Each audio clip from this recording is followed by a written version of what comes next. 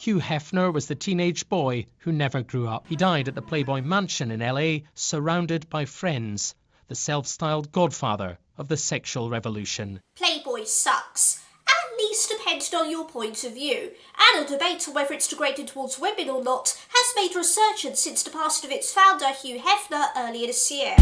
On the one hand, Playboy did play an important part in normalising sex and making a stand against the right-wing puritanism of post-war America, and Hefner himself was a known advocate for abortion rights and queer equality, and his magazine even featured interviews with civil rights leaders Malcolm X and the Reverend Martin Luther King Jr. back in the day. But on the other hand, Playboy is still Playboy. There's no denying that Hefner capitalised on showing women in a way that was idealistic, to put it lightly. And if former Playmate Holly Madison's 2015 biography is any indication, he was also a lecherous, verbally abusive control freak that kept his quote-unquote girlfriends isolated from the outside world. But for better or worse, Playboy is still one of the biggest brand names on the planet, and will probably continue to profit off bunny boobies with or without Hef. Yet there is one Playboy product that's such a shameless cash-in, not even the sleaziest of perverts would whip their dicks out for it. I'm talking about the 2008's comedy, The House Bunny. Wait a minute, from the screenwriters who brought you Legally Blonde? I loved Legally Blonde. That movie was a goddamn masterpiece. Even though those same screenwriters also brought us She's the Man and the Ugly Truth, but at least they didn't write Legally Blonde too, and that's what's the most important. And besides, maybe this will be yet another brilliant satire about defining your gender roles while proving you can still be powerful and pink at the same time. I, for one, am cautiously optimistic. On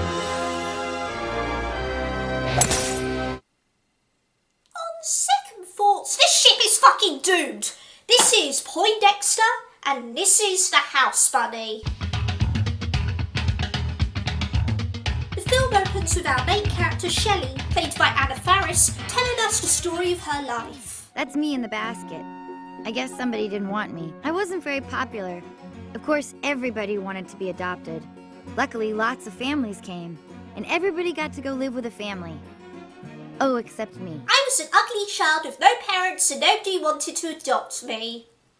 The House Bunny! But despite her oddly dark past, Shelley grew up to become a Playboy bunny, and now her life is absolutely perfect. Although I, for one, had no idea that everybody in the Playboy Mansion spoke in exposition. Are you a centerfold? She wishes. Yeah, I do. So keep all your fingers crossed. Hopefully Hef will give me the good news this weekend at my birthday party. I gotta tell you, it seems you've got a pretty good life here. Oh, it's paradise.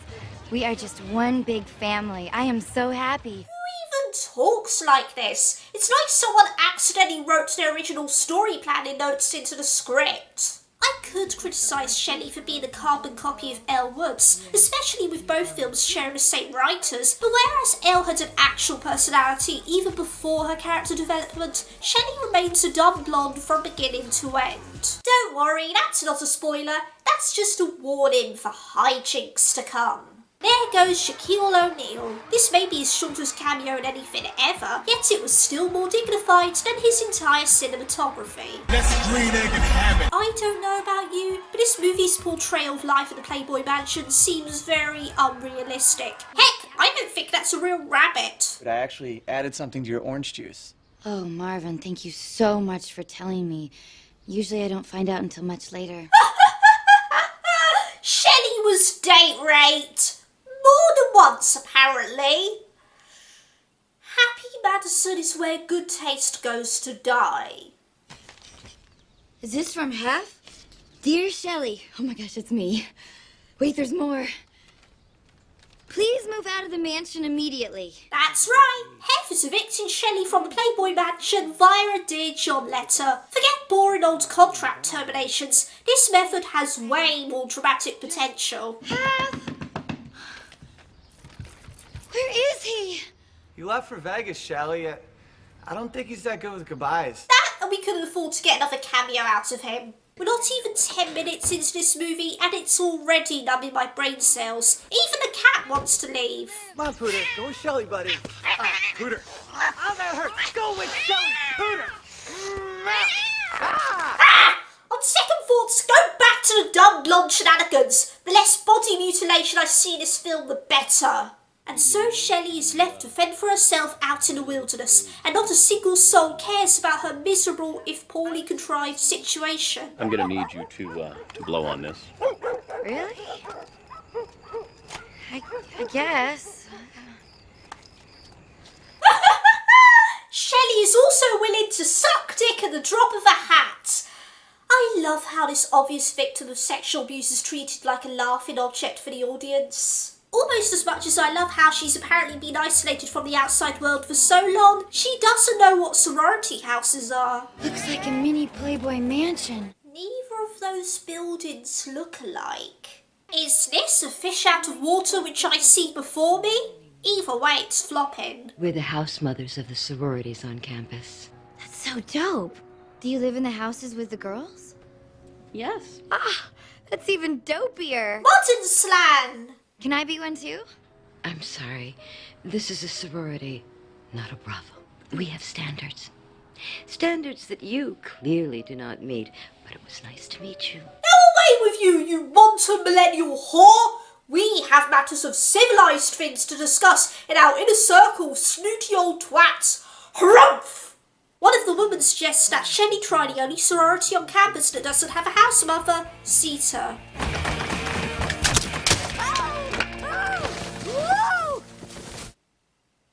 Fakest fucking pratfall ever.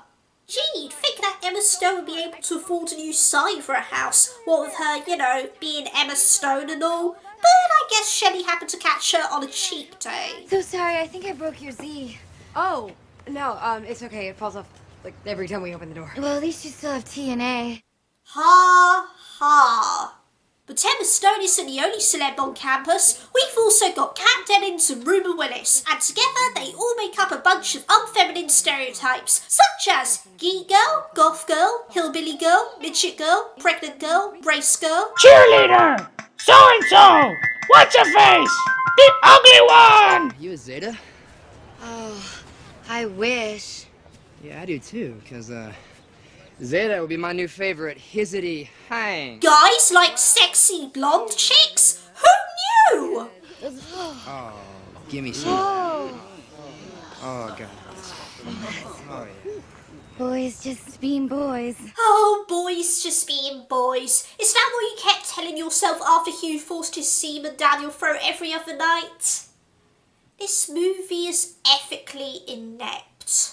Anyway, they all agreed to take Shelley in as their house mother so they can get more pledges and save their sorority from being shut down. Because now it's that kind of movie. I lived in a house filled with girls for 9 years, and I know that there's nothing better than just being with your sisters, sharing, talking all night, painting each other's bodies, baking penis cookies. But wait a minute, what's going on here? They're all college students and Shelley's a Playboy bunny. And as we all know, life on campus is nothing like life at the Playboy mansion. This whole situation sounds wacky.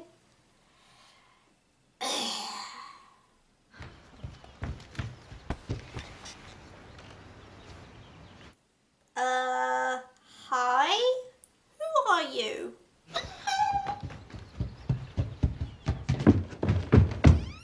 Oh, goodbye then. She's shy. She's so shy. Wow, that sure did explain what we just watched. Thanks for wasting our time, I guess. That's Lily, also, by the way. Lily. This here is Harmony. Harmony. And then Joanne over there. Joanne. You hired the exorcist. That's great. Oh, no, it's just this thing I do to remember people's names. Natalie. Did I mention that Anna Faris is completely wasted in this film? Metaphorically speaking, of course. But then again, you'd probably have to be on something strong in order to willingly agree to star in this thing. It's a shame because Anna Faris really isn't that bad an actor, and she manages to partake in even the lamest gags with 100% enthusiasm, so I certainly can't blame her for trying. The problem, however, is that most of the humour surrounding Shelley is based either on her being a blonde idiot or other people reacting to her fan service-iness. I love Charity. One time at the mansion, I even let Bob Saget grind on me during a slow dance. She's like a cross between old Lola Bunny and new Lola Bunny, yet even more insufferable than both of them combined. Then again, it's not like Emma Stone is given anything better to do in this film either. Paleolithic bake sale. Hi, dinosaurs. Like everyone saw Jurassic Park. BYOM. Bring your own mouse. They're cute and they're little and you can hold them. And also, another thing that I thought of was you could dress them up. Well, I say that, but these all sound like great ideas. Remind me why she's supposed to be uncool again. Anywho, boobies! Shelley tries to help Emma Stone talk to a guy she has a crush on, but they end up scaring him off with their shenanigans. However, Shelley does manage to meet an obvious love interest of her own named Oliver. I'm the Zeta Sorority house mother. You seem a little young to be a house mother. Really? You think I'm young? Playboy, just because you're aware that your magazine gives young women unrealistic beauty standards doesn't give you a free pass to joke about it. I manage a nursing home. I know lots of old men. Hairy and not hairy. So, they live there? Like an orphanage for old people? Jesus, Henrietta Christ! First, Shelley doesn't know what colleges are, and now she's never heard of old people's homes. To hell with spending most of her adult life in the world's most famous brothel. No one should be this dumb. Shelley is meeting guys. And if she knows how to meet guys, then we will learn how to meet guys. I find it hard to believe that all of these girls are interested in boys. Just saying, have you seen what they're wearing? We could tie our shoes together, our tennis shoes, and we could throw them over telephone wires. Because I see that everywhere, and it seems like people would have fun doing that. Like, how hard can you throw? You know what I mean? Hey, I got an idea, Emma Stone. Stop stalling for time and shut up. But yeah, these chicks are unpopular around campus because they're all socially awkward and look ugly. Or at least an Adam Sandler produced movie's definition of ugly. And an Adam Sandler produced movie's definition of funny. You know where the crapper is? I have to do a very mysterious thing in there. Drop off some timber.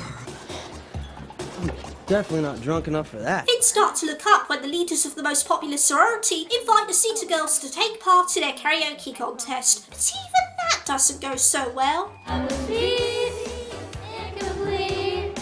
I'm a hag, and I'm fat and rude. And you make me feel like a big bag of pearls. Hey, that's not how Weird Al's Like a Surgeon goes. We should apologize, especially since we're about to take their house. Yes, we are going to have so many pledges, we'll need all of the extra space. You can sweep the chimney. Would that be nice? Does the little one understand human talk? Oh, I like your outfit too, except when I dress up as a frigid bitch, I try not to look so constipated. If I thought you all were quitting, my heart would just fall out of my head. Shelley, your heart is not in your head. Your heart has its own cavity, right under your fake boobs. I don't think that my heart is in my skull. What I mean is that sometimes logic tells you to do something, but you have to have part of your heart in it as well. Movie, that's about as deep as a child's paddling pool. If you really want to grab my attention, why don't you let loose a pig on set or something?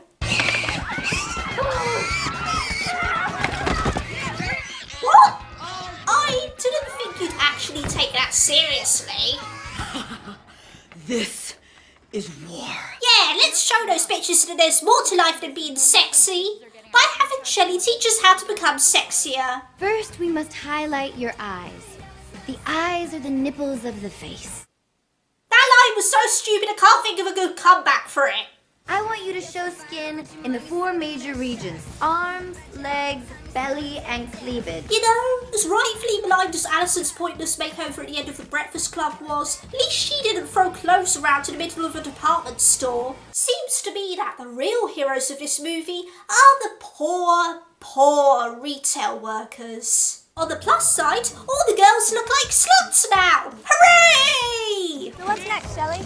I want all the fraternities to see how hot you guys are. Kind of like a coming out party. Bit too late for that, Shelley. Although I guess they could pass as lipstick lesbians. Also, Kat didn't screw her hair out in the space of 24 hours. This is weird to me for some reason. But anyway, the girls then decide to make their own pin-up calendar to raise money for the old folks home that Oliver works at. Sorry ladies, but Halloween's over. That pregnant witch fetish demographic is so passé. Wait a minute, I just realised something.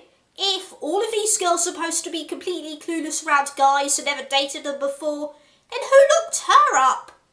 Who? Are we ever gonna address the baby elephant in the room, or am I to presume that she was probed by aliens or some shit? What are you implying? Nothing. I hope you don't mind, but I brought a few extra volunteers to help out today. Henry, look away. Congratulations, Shelley! You and your friends just murdered a bunch of old men. Wow, being a volunteer looks so positively whimsical. Everyone's having such a good time, they barely even noticed the combined smell of all the old people's soiled pants. Wait, what's this? Have agreed to film another cameo after all? Aw, shit, Anna Faris isn't even on set today. So it turns out that he wasn't the one who wrote the letter from the beginning, but it was actually forged by a rival playmate named Cassandra, a character who's had all of 3 lines of dialogue so far, but is suddenly a filler because this film needed to fill up the 90-minute running time with something. I'm gonna be the next Miss November, not that little blonde bitch. Cassandra? I don't know how long you've been staying in the mansion for, but blondes are kinda hef's thin, if you get my drill. There's really no reason to eliminate the competition when you could have just, I don't know, dyed your fucking hair! Excuse me? Why'd you fart? Did I do what? Fart. Where are the Zetas? We are the Zetas, 2008 edition. Take that, bitchy stereotype! We're the bitches now! I'm still pretty annoyed though, mostly because Emma Stone stole my fucking look. You're a virgin! No, we have to have an Aztec party. We always want to have one at the mansion, but we can never find a virgin to sacrifice. Wait, they sacrifice virgins in a Playboy mansion? Holly Madsen left that little tidbit out in her book. But Ruba Willis is upset because she's too scared to take her brace off and talk to cute guys. Surely a little encouragement from Shelley will help her come out of her shell. Quite literally in this case. Yay! Girl power cures disabilities! You're pretty pleased with yourself, aren't you? I guess I am a little proud. Well, don't get too used to that feeling, because there's no way that I'm going to let a hoary little tart like you stand in the way of the Phi Iota Mu. Don't mess with me. My snobby disapproval of your mere existence doesn't make a lick of sense. But this is a Happy Madison production, so I'm going to fulfill my role as a grouchy authority figure regardless. Wow, I love that nearly all of the college's funding has been blown on this huge party. I'm so glad that in a movie which takes place during the same year as the biggest financial crisis in history, not a single kid on campus is concerned about their future. Then again, you can't pay your student debts if you ain't studied shit in the first place. Jesus. Wait, I have like the world's hugest crush on him. So I don't really... I know, then we need to let him see how in demand you are. Always remember, boys want what other boys want. Okay, not to sound like a broken record here, but how are you unpopular with boys in the first place? You were literally Emma Stone with glasses. The Big Bang Theory's depiction of nerds as being of a lower caste was more realistic than this film. Wait, Natalie, you're too smart. Boys don't like girls that are too smart. Again, she was Emma fucking Stone with glasses. You're like so dumb, Shelley. It is time for this virgin to get sacrificed in the boiling jello lava! Oh boy, it's sacrificing time.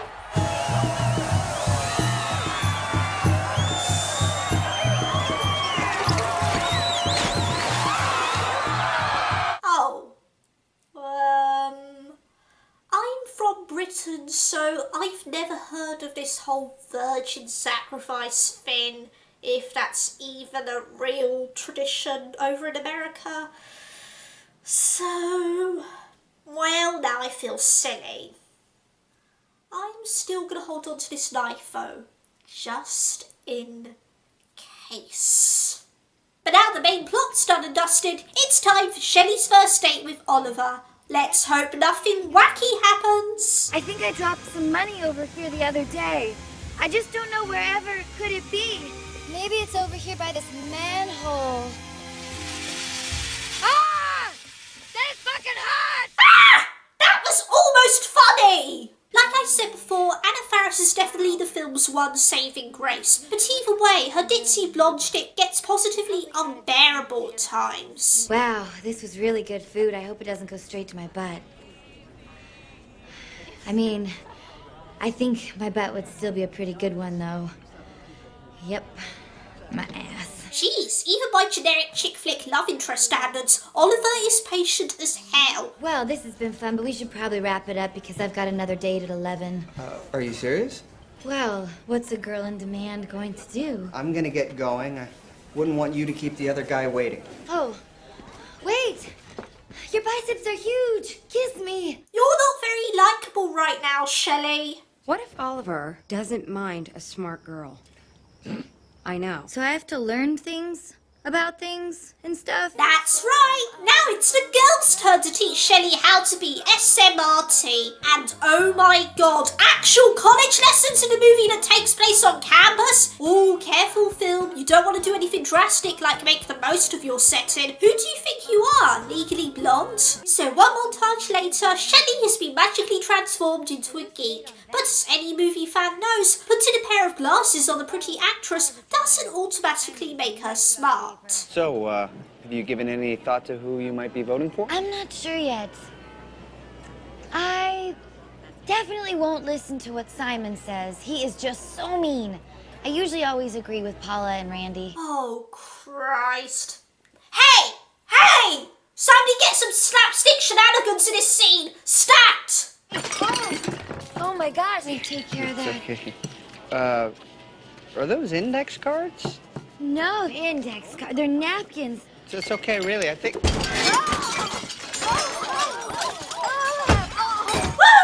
Pratfalls make everything better in funny comedies. Meanwhile, the Cedar girls are busy accepting pledges, but it seems as though they're slowly turning into the same monster they planned to destroy. Nancy Nagel, English major from Florida. But she does drive a Porsche. She should have spent the Porsche money on a nose job. It's like Captain Ahab and his whale, but for stupid people. And then Shelley gets a surprise phone call from none other than Hef, who begs her to come back to the mansion and offers to make her next month's centerfold. Nature pictorial with the Playboy Channel documentary on the life of a centerfold. I don't think I can do it. I can't leave my Zeta girls. What? Okay, I know that Playboy isn't exactly a utopia for women or anything, but why is she staying behind? She screws up whenever she's a sexy dumbass. Now she's made things even worse by pretending to be smart. Girl, just go back to Playboy. At least you'll probably get paid there.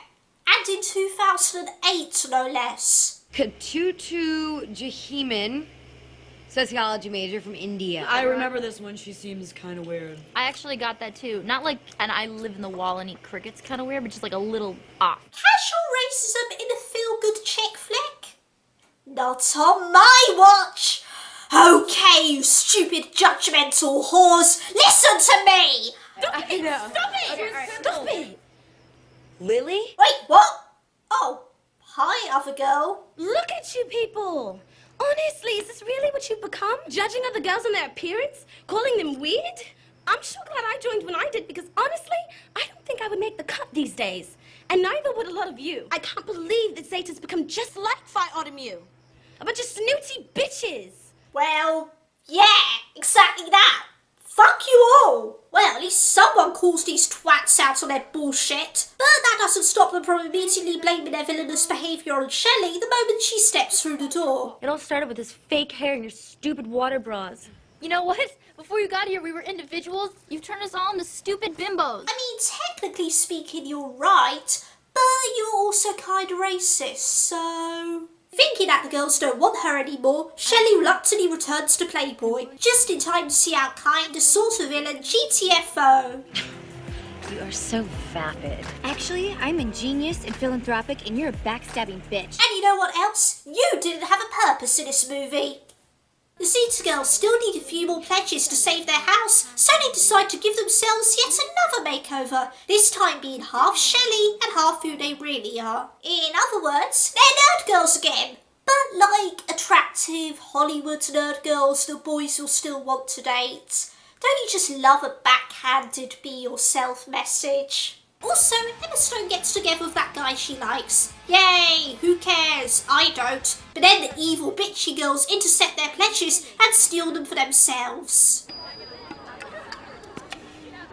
Oh no! Now everything is exactly like how it was at the beginning of the film. You learnt nothing from this experience except how to dress pretty and apply makeup. But this movie still needs some third act drama, so to hell with decent storytelling and character development. Meanwhile, Shelley's all bummed out in the middle of her centerfold shoot because she misses her friends. Good thing that walking outside moodily magically summons them all. You're the best house mother anyone's ever had. I'm really sorry for what I said to you. You dressed us up like skanky ragdolls, ruined our self-esteems, turned us into selfish assholes, and made us even less popular than we were before. You're the best house mother ever. I guess this is the part where Shelley agrees to come back and save the girls, but she can't up and run on Playboy just like that. Wouldn't she have to talk to Hugh Hefner first to properly terminate her contract and sort out payment negotiations, if she even gets any? The point is, ditching a bodysuit is kind of a big deal, and as I know, you can't just walk out of the job easily. Only joking, she magically leaves Playboy without any consequences whatsoever.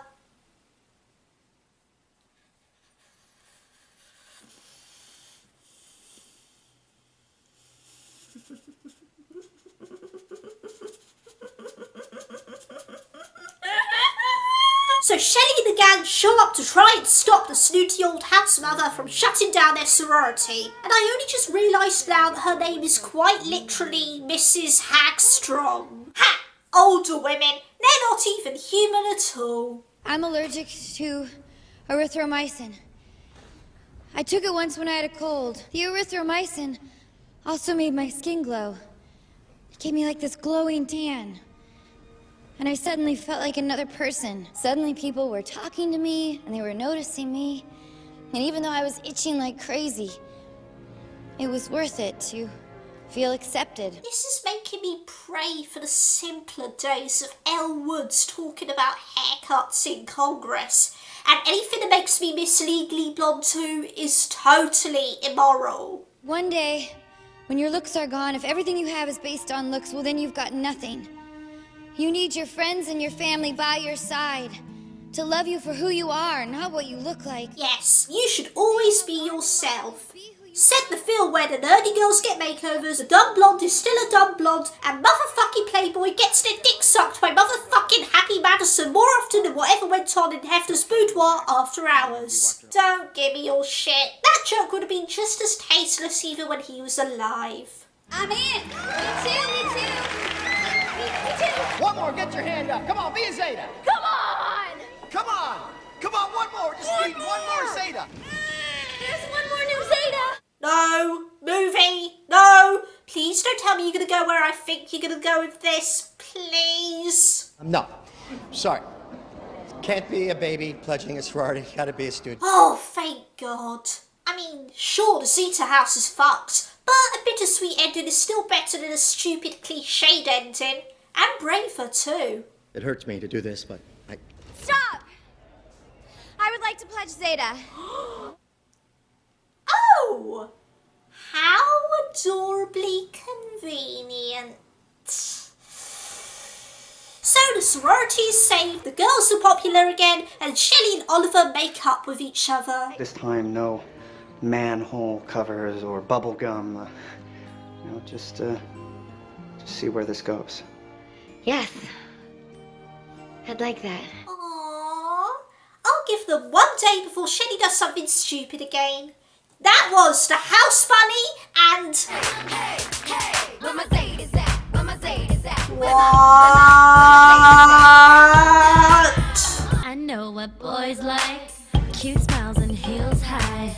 Attempt the hello while I say bye-bye. No! We are not entering on a musical number! At no point in time did anybody watching this ask for a musical number. None of these bitches deserve music or joy in their lives. You're still going? That was The House Bunny, and that was blonder than a cheap, sexist punchline. Despite its boast of having the same screenwriters as Legally Blonde, this movie is covered with Adam Sandler's sleazy, unfunny fingerprints, right down to the annoying comedy and formulaic plot and characters. And even then, it completely misses the mark on what made that film so good. It just rehashes the same old story in a depressing attempt to make lightning strike twice. Anna Faris is a decent leading lady, and Emma Stone isn't too bad either, but their charisma can only go so far when the material that they've been given is the lowest of the low. But to me, the biggest fault of The House Bunny is that if it wasn't so busy kissing up to the very brand it was mocking, it really could have been a worthy spiritual sequel to Legally Blonde. There's plenty of interesting topics to be explored with its premise, such as how women are only paid attention to so long as they look pretty, how difficult it is for young girls to change their identity thanks to peer pressure, and whether it's possible to truly be yourself when you spend your whole life as an idealised version of womanhood. But instead, we got cheap sexist bullshit that gives Playboy's expensive sexist bullshit a bad name, which is really saying a lot. And to be honest, I have no strong feelings about Playboy one way or the other. You want to jerk off to centerfolds? Good for you. You want to treat actual women like the magazines you jizz on? Go fuck yourself. But whatever your thoughts on Hugh Hefner and his greatest contribution to mankind, I'm sure we can all agree that The House Bunny is nothing but pink-dyed rabbit pellets. This is Poindexta, and this is the reason why Playboy sucks. I know what boys like. Cute smiles and heels high. Attempt the hello while I say bye-bye.